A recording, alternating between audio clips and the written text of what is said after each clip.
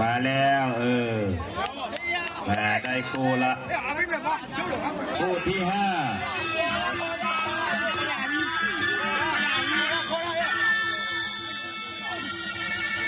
เจ้าทุกท่านนะครับมาเที่ยวงานกัน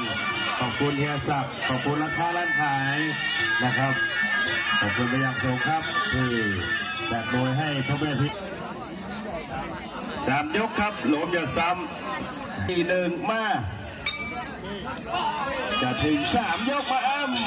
เราก็ไม่รู้ครับมามวยใหม่มวยวัดของจริงมาเลยนี่แหละครับมวยวัดไอ้น้องวิวอิสลามดินแดงมามวยใหม่เอาเลยไอ้น้องวิวเอายังไงไอ้สอนรักสอนยากสอนเย็นเหรอนี่แน่มาสอนรักเหรอเอาไอ้น้องวิวเร็วเอายังไงเร็วใกล้ออกอาวุธไม่ต้องอยู่ห่างเลยเอาเลยน้องวิวมา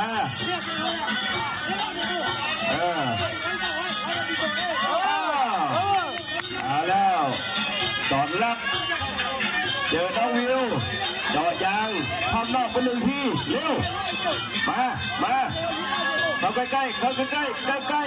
ข้งขาไม่ได้ยาวเข้าใกล้เร็วเอาเจาะยาง1 ที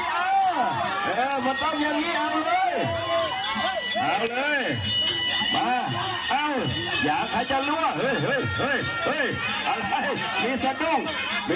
ไอ้น้องวิวเร็วเอาคืนสิวะเฮ้ยเอาคืนน่าจะสิวะมาเลยมาใส่มาสิอย่าใครจะรั่วอย่าใครจะซึมอย่าแตกมาจ่อยางอีกแล้วน้องวิวเอายังไงสอรักเอาเจาะคืนเฮ้ยมีสะดุ้งเฮ้ยเอาแล้วไอ้น้องวิว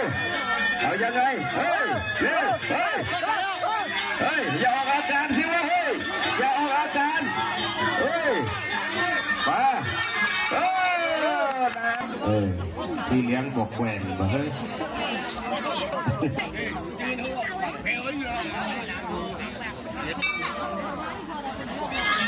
เอาเลยเร็วเอามีสะดุ้งหายอีกแล้วเฮ้ยไอ้สอนรักไอ้น้องวิวเข้าใกล้แข้งขาไม่ได้ยาวเว้ยใกล้เลยเอาเร็วเอาเร็วเอายังไงสอนรักไอ้สอนรักยิงเอาเลยยิงทิ้งเอาเลยเร็วอย่าไปกุ้ม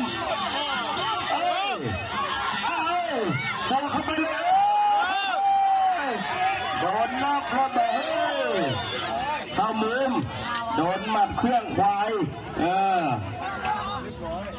โดนหมัดแหวยังแหวอยู่เฮ้ยมายังแหวเร็ว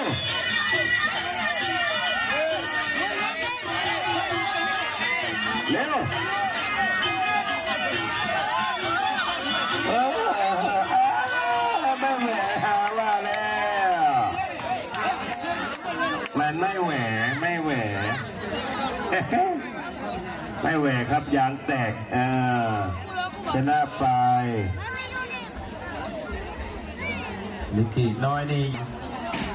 อยากให้ลองแม่หัวเราะ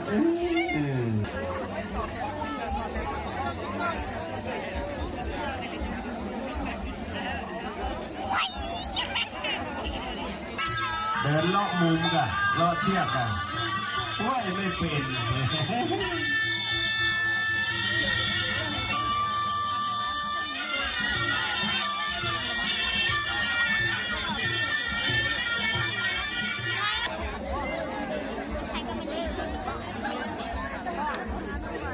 มา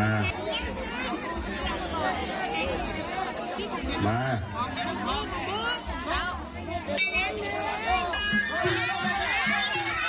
อยากให้ลองเลยนี่แน่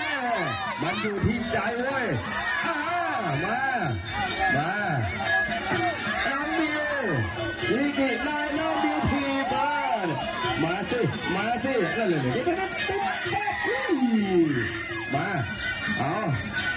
เอายังไงทีนี่นะมาน้องบิวเอายังไงเตะขาทีเอาเย็บมันอยู่ที่ใจเว้ยมาอีกทีได้เตะขาน้องวิวเข้ามีเข่าด้วยเว้ยเอาแล้วอะไรหนูสิอะไร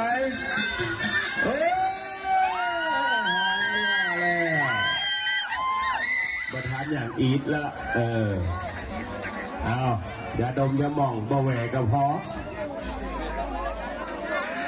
นะ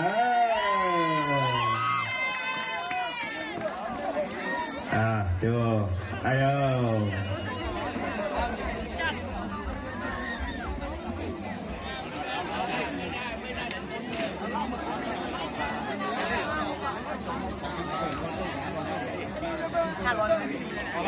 เน่นชอบใจมายกที่หนึ่งชกฟังครับดูเงียบก็เชียร์เอานะครับเอาชาตินักรบแดงวันชัยน้ำเงินครับแบบสากลเอาสเต็ปใครดีครับได้ดูครับมาชาตินักรบฝ่ายแดงเดินเข้าหาวันชัยยึกยักแต่ขวาไม่โดนเอาขยับข้อหามาชาตินักรบเอายังไงหาจังหวะเย็บวันชัยเอายังไงดูชั้นดูเชิงอยู่3 ยกแล้วเว้ยนี่แหละซ้ายขวาชาตินักรบวันชัยบอกไม่เท่าไหร่มาเอายังไงเอาเลยป้าบเอายังไงมวยสากลสมัครเล่นครับมาวันชัยมุมน้ำเงินหนุ่มน้ำเงินเอายังไงเร็วออกอาวุธหน่อยป้าบเอายังไงมาเอาเชียร์กันหน่อยชอบมุมไหนก็เชียร์ไปเอายังไงอย่าศอกนะเว้ยหุบซ้ายได้1 ทีเอาเร็วเอาถูป้าบเอาแล้วป้าบว้ายเอาแล้วมีตัวเข้าป้าบเอาแล้วอย่าเอาแล้วต้องโทกับเดียวต่อยออกหมัดเลยเอาแล้ววะมาโไปกันแม่มาอาจจะโดนใครชาตินักรบขยับเข้าหาเย็บต่อยขวาเอาแล้ววัดชัยยังไงชาตินักรบเย็บเอาหุบซ้ายมือหุบซ้ายตีกัดเอายังไงเอาเย็บวัดชัยเอายังไงวัดชัยโดนเย็บไป2 หมัดแล้วเอาเย็บซ้ายได้เข้า1 ทีเอาวัดชัยเอา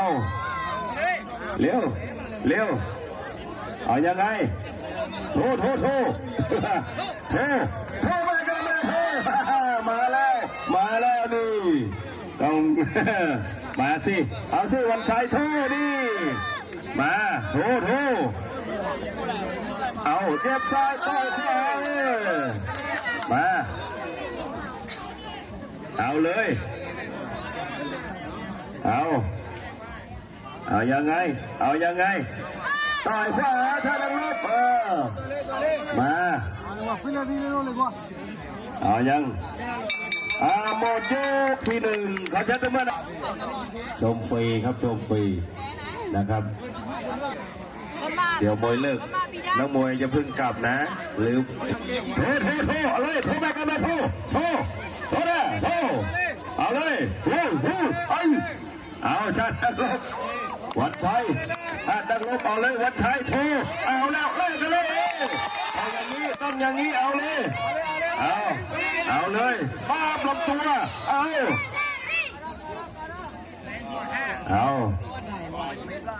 ยังไงเร็วโทรแม่กันแม่โทรเอาเฮ้ยมาคัดวัดชัยหุบขวา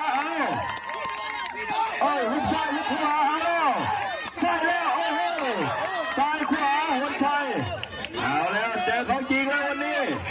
นี่แหละครับก่อนจะไปเยาวชนเอาขึ้นแต่ละตัวเอาแล้วมาเฮ้มาใส่กันแล้วมาเฮ้เอาใครจะเดินลำตัวมาใส่กันเข้าไปซ้ายขวา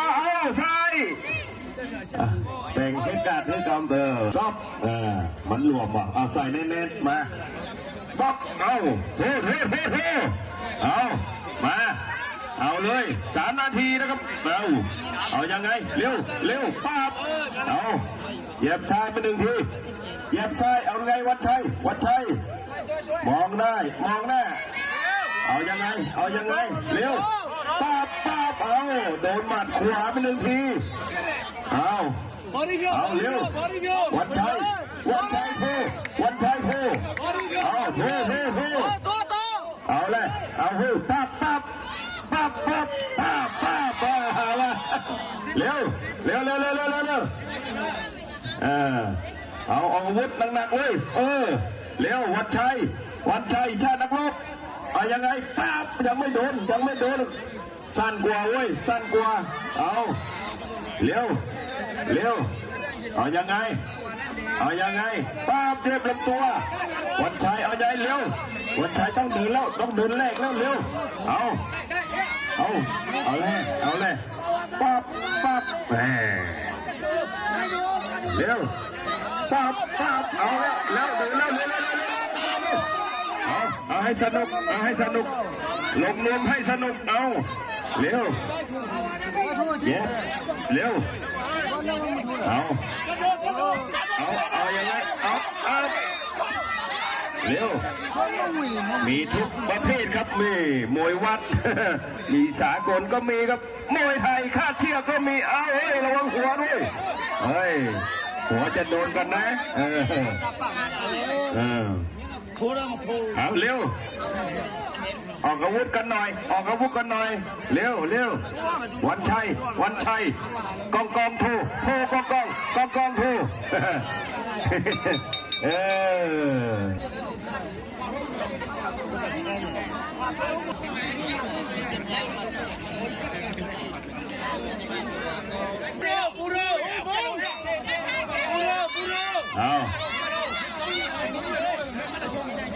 ยกเดียวแล้ว3 นาทีอุ่นเครื่องเอาออกให้เต็มที่เลยเอาเลย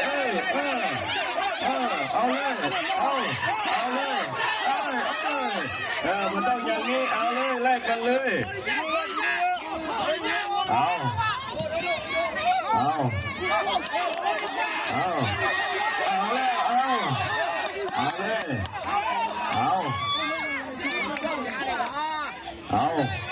ว่าตะลบตึกซ้ายวันชัยยังไง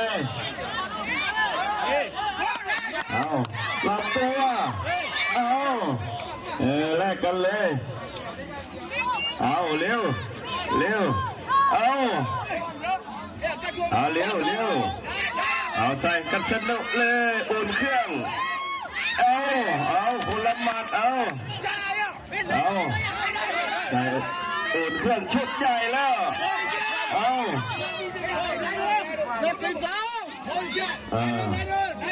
เกิดพวกยืมมาใส่เต้นระบบนี่หน้าเวทีกันที่ฝุ่นเร็วปั๊บมันต้องใส่ของแปดตีสากลนะเร็ววันชัยการนำลบโทเร็วเร็ว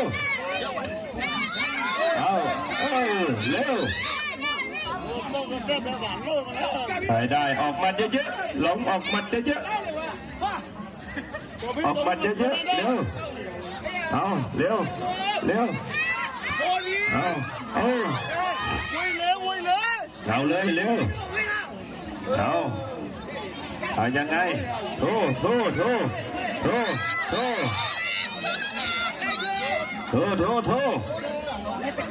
เร็วจะหมดเวลาแล้วอีก1 นาทีนั่นขอเชิญตบมือหน่อยครับครับไปชกชลบุรีนะครับ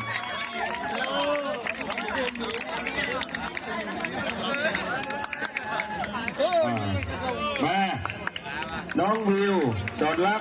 ขึ้นมา